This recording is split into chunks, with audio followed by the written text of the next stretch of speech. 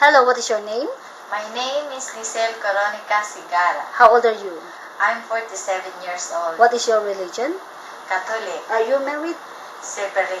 Do you have kids? Yes, I have 4 kids. Okay, so how old are they? 22, 21, 18, and 14. Okay, so how long you been working in Hong Kong? 3 years and 8 months. Okay, so do you have any working experience in other countries? Yes. Where? And Kuwait. How many years? 7 years. Okay, so how long you been working with your previous employer? 1 year and 5 months. Where's your employer living in? Kwai Chung. How many square feet of your employer's house? 300. How many family members there? 4. How many children? 2. How old are they now? 8 and 7.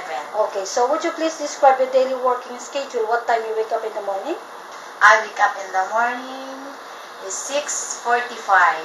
And then? And then I prepare the breakfast for them. I take care of them to change the clothes and then bring to school 8 o'clock.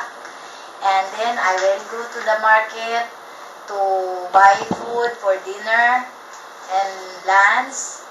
And then if I come back home, I will cleaning, washing clothes, ironing, and everything. Okay, so do you go market? Yes. Okay, so how about dinner? What time you cook?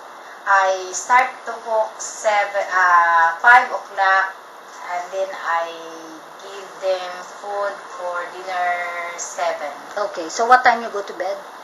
at 10. 10 o'clock. Okay, Yes. thank you so much.